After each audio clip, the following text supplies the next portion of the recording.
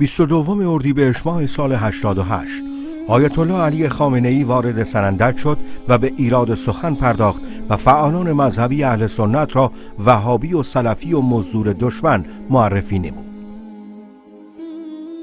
به دنبال آن اطلاعات سپاه پاسداران وارد عمل شد. شهرام احمدی و دهها فعال مذهبی را دستگیر کرده و برای اعتراف گیری، پرونده سازی و اعمال منویات رهبری به بدترین وجه مورد شکنجه قرار دادند. این افراد مدتها در سلولهای انفرادی تحت بدترین شکنجه‌های روحی، جسمی و اهانت مذهبی با تهمت‌های واهی و غیر واقعی در دادگاه‌های فرمایشی چند دقیقه‌ای و غیر عادلانه بدون داشتن حق وکیل محاکمه و تعدادی به حبس‌های طولانی و برخی هم محکوم به اعدام شدند. در این راستا نامه‌های شخصیت‌های مذهبی اهل سنت، درخواست‌های سازمان‌های حقوق بشری و التماس خانواده‌های آنان راه به جایی نبرد و این گونه 6 نفر از آنان به نام‌های بهرام احمدی، برادر شهرام احمدی، کیوان زند کریمی، هوشیار محمدی، محمد ظاهر بهمنی، اصغر رحیمی و بهنام رحیمی در دیماه سال 91 در زندان رجایی شهر اعدام شدند. و در 13 اسفند 1393 6 فعال اهل سنت دیگر به نام‌های حامد احمدی، جهانگیر و جمشید دهقانی، کمال ملایی، صدیق محمدی و هادی حسینی اعدام شدند.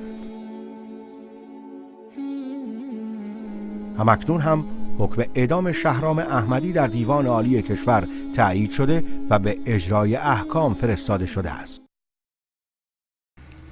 غم مخور ای عایشه ای مادرم، غم مخور ای تاج عزت بر سرم. روز محشر دشمنان رسوای تو، زار و خوار و روسیا اعدای تو.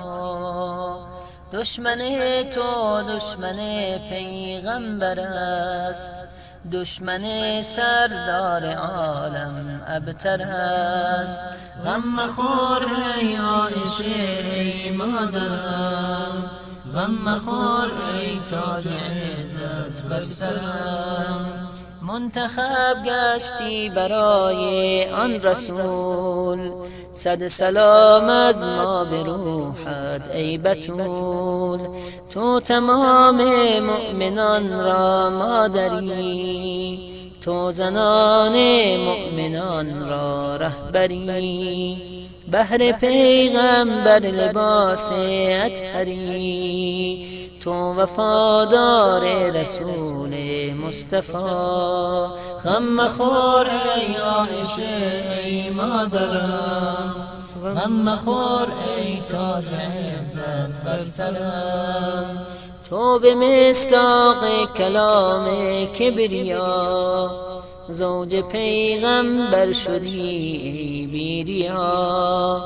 همسر پاک نبی امتی، مادر ما تو بری از تهمتی.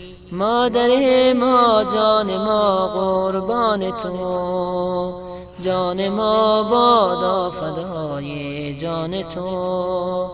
اهل بیت پاک پیغمبر تویی، در بهشت همراه پیغمبر تویی.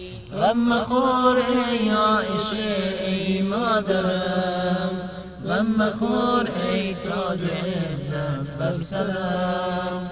غم مخور ای عایشه ای مادرم، غم مخور ای تاج عزت بر سرم. روز محشر دشمنان رسوای تو، زار و خوار و روسیا اعدای تو.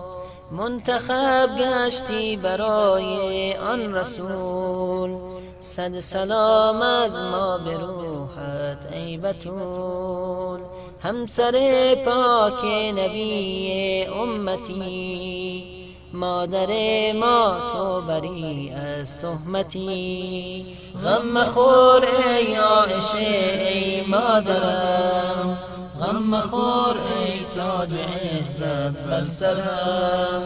غم مخور ای عایشه ای مادرم، غم مخور ای تاج عزت بر سرم.